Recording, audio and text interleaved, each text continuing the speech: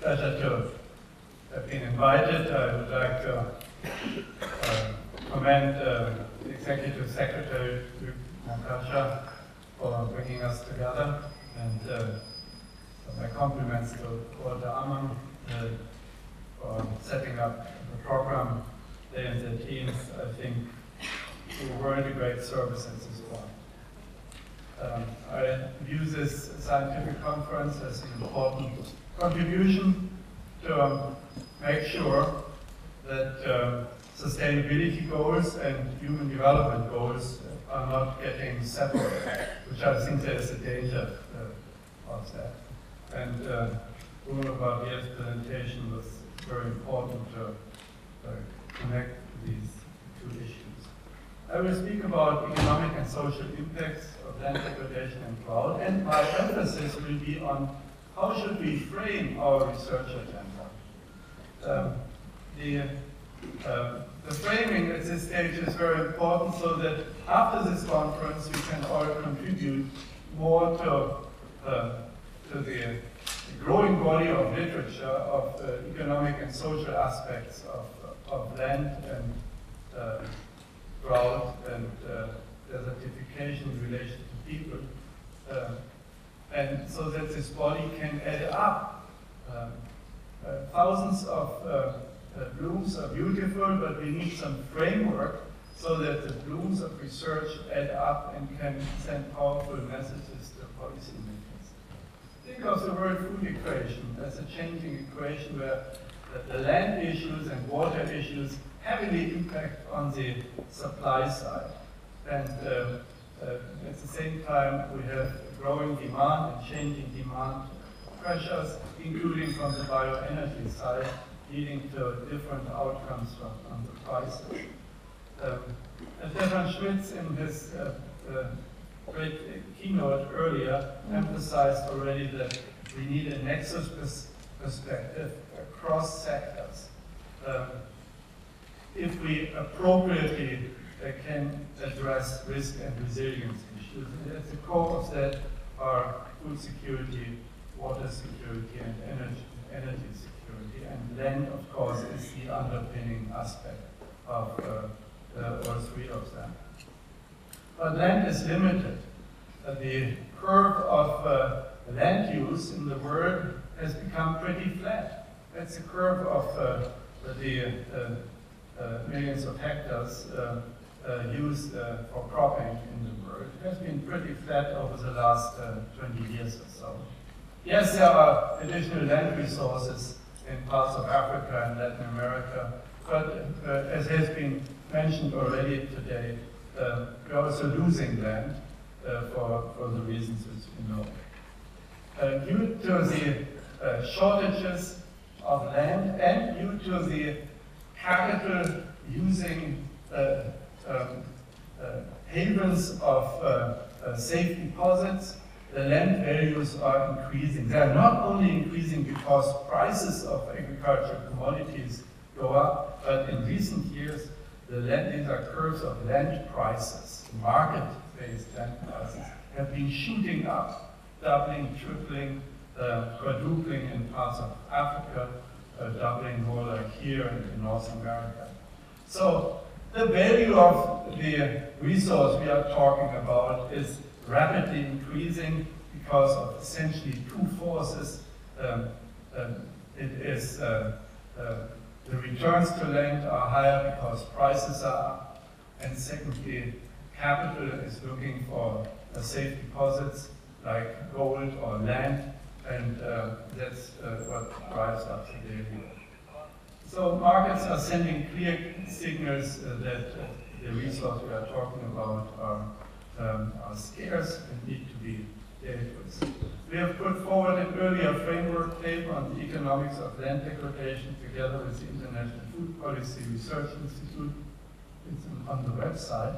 The framework which we are proposing relates to a well-being function, not a production function only, a well-being, people's well-being function where there is land quantity, land quality, water, and climate.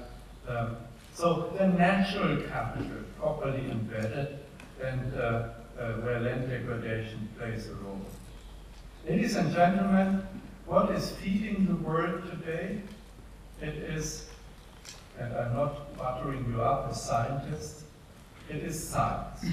If you look at the right-hand side of the column, of the set of columns, you see where the productivity growth in world agriculture has come from in the past decade. The gray part is total factor productivity. That is new knowledge, new science-based forces doing things better. So R&D-based growth in productivity. Then comes input intensity, the little green thing, which used to be very big at the time of Green Revolution. Irrigation, the blue thing, area expansion, the yellow part of the column. So it's legitimate to say science feeds the world today, and that's why research investments are so important to prevent degradation and to enhance productivity.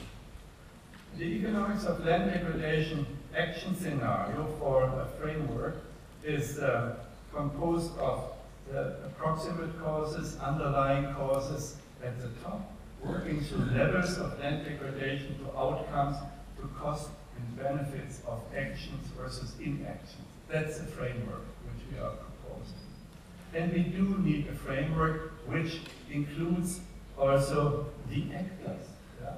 Sorry, that is hardly readable, but you will find this framework in a paper which we have handed out. I'm waving it with it. We will make sure that you get access to it. It's also placed yesterday on the website of the ELD Research Initiative.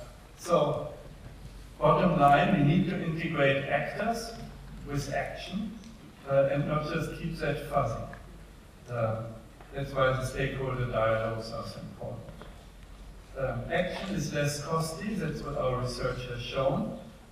These are country experiences to address the land degradation. And you see, for instance, the first two columns in this little graph on the left-hand side. In Nigeria, specific actions to prevent degradation cost a fraction of non-action. Now, the strategy in ELD assessment requires building and informing the policy debate, forming an inclusive and open collaboration of stakeholders, communication to increase awareness, and actually doing the assessment. Doing the assessment in transparent ways, and then we are scientists, that's a peers review all of us. So that, I think, we need a peer review culture in our complex field. Why is it difficult? Because we are talking about interdisciplinary research. Well, we have excellent peer review mechanisms in disciplinary research, but not in interdisciplinary research. We have to work together on that. Ground proofing is a must, is one principle. We need to do market and non-market valuation of land, global and local. And we need to keep the people effect in perspective. So the prevention and management of the great risks requires that we bring action for land and soil degradation and action on drought together. I appreciate that this conference is making that plan. Although the two degradations have very different time substrates. They're both rather slow, but one is extremely slow with uncertain tipping points, and the other one is also not working from today. So we need very complex risk prevention strategies, risk management, social protection, and insurance actions. All four of them in order to deal with the risk aspects and strengthen the resilience which Stefan Schmitz mentioned already. So appropriate action in closing includes the following. Land degradation is a consequence of market failure and partly a consequence of poverty. The poverty linkages are extremely important. Ladies and gentlemen, let's not forget that we have to talk about countries. There are no country signs in front of you, so we can openly talk. 80% of the poor live in 10 countries, of the income poor. 20% live in other countries. So, who is at the list of top 10? India, China, Congo, Indonesia. Actually, 20 years ago on that list were also Vietnam and Brazil. They are no longer on the list of top 10, housing the largest number of dollar-a-day poor people today. And where are the ultra-poor? The people who live on 50 cents a day or less.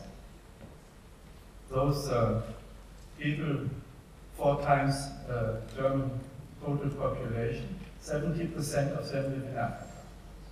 So if we want to focus on poverty reduction through sustainable natural resource management, we have to go where the problem is, in rural areas in certain countries. We need to get focused and keep those numbers in mind. And need to focus also the goal setting in the next round of sustainable development and human development goals, bringing them together. So, ladies and gentlemen, my message today is we need a framework. I touched on it briefly.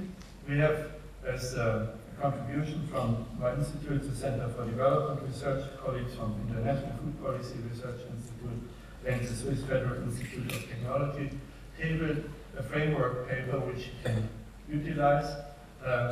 And we have tabled it as for discussion because I think it would be a great achievement if we leave this conference having some alternative frameworks on which we can work as a powerful group and not just leave the conference and do all our different studies without an approach to add up. Thank you very much for your attention.